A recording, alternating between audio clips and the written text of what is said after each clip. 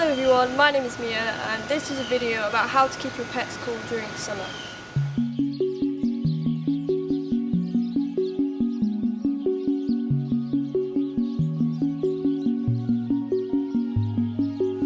So before we start this video, I want to give a bit of a disclaimer. I'm not an expert in pet health or safety, and if you think something's wrong with your pet, then you should definitely talk to a qualified vet and not me. But these are some tips that I found online and I thought they'd be helpful to share with you. I also have some notes on my laptop down here, so if you see me looking down, that's what I'm looking at. So first things first, why do we need to keep our pets cool?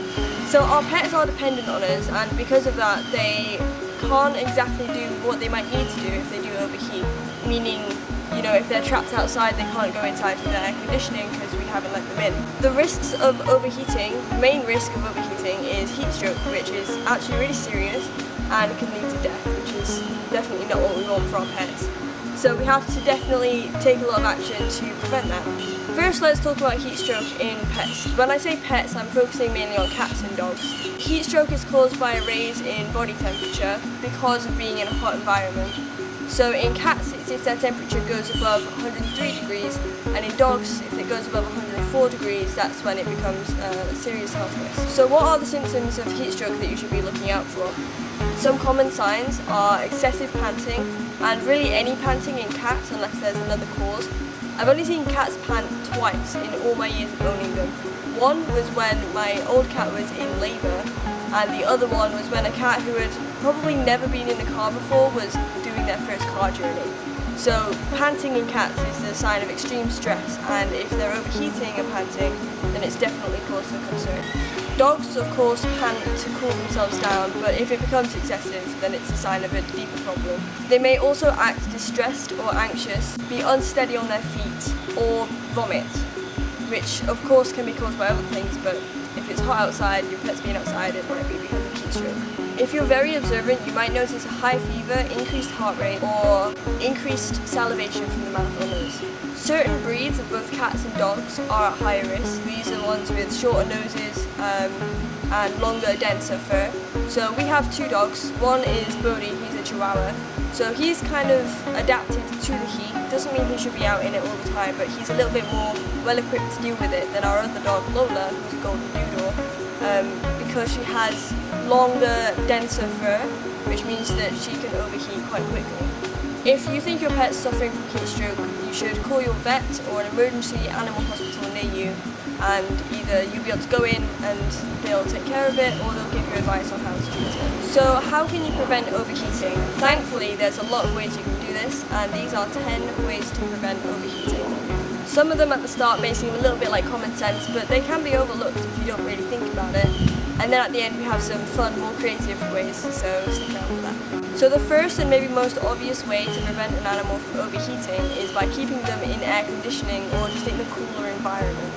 Of course, this might not be possible for all pets. I mean, we don't have air conditioning in our house, we do, but it's not as strong as it's supposed to be. We do keep the house cooler, and we keep the animals inside more when it's hot outside. You should also always provide shade and water. So I know a lot of people have outdoor cats, and that's fine, but they need to have access to a cool area, whether that's, you know, your garage where it's shady, or even just like a little hideout. You can put a cardboard box outside and it will provide a little bit of shade for them to go and hide in. Of course, you can get nice looking cat houses as well. Shade is also especially important for pets with light fur or lighter coloured skin, because they can actually sunburn. And if this is an issue, you can either get pet-friendly sun cream.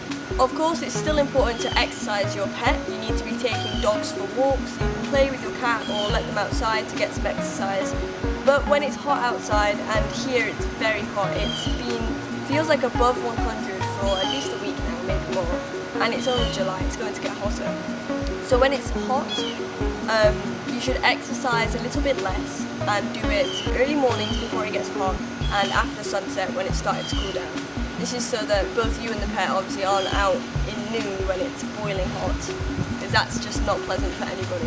When you're exercising your pet, you should be extra careful to watch for the signs of heat stroke, and you should also take water with you just in case they start panting and need a drink. The third way to prevent overheating is to optimize your pet's natural self-regulation techniques, so how their body will regulate its own temperature. There are quite a few ways that they do this, and it differs based on the animal.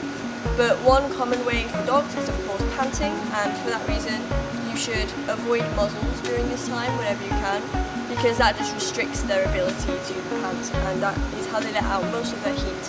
Another way is through their paws, so in between their toes and like around their paw pads, and the pads themselves are a major way that dogs and cats let out their heat. So their paws need to be kept cool, and you should test asphalt or hard floors when you're out walking. You can do this by pressing your thumb to the floor or standing on the floor barefoot. If you can do it for 5 seconds, they say it's safe. It's just best to be careful. If the floor is hot, maybe get some little shoes for your dog to protect their feet, or just wait until it cools down a bit. Their pads can also burn, so this is definitely a very important step to take. The fourth way is to allow them to be around water or ice. So you can fill a paddling pool or let them swim in a real pool.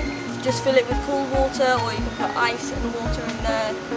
Or you can let your dog play in the sprinklers. A lot of dogs and some cats love to be around water, and this is a great way for them to have fun while staying cool, and they can exercise while staying cool as well, in case you can't take them on walks at a different time. Of course, you should never leave your pet unsupervised around water, and you should never force your pet into water. It will just be stressful for them if you put them into a pool and they're not quite sure how to swim.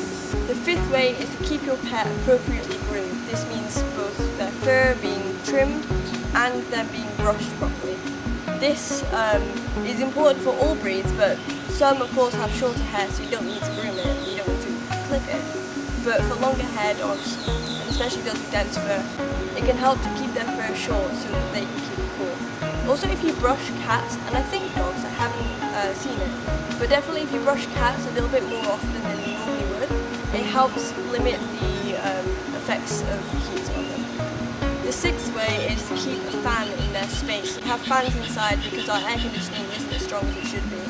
And they just help circulate the air, create a bit of a breeze, and they just cool everything down, and it's much better. You can get fans online for, I'm not sure how much, but I'll put a little thing on the side here.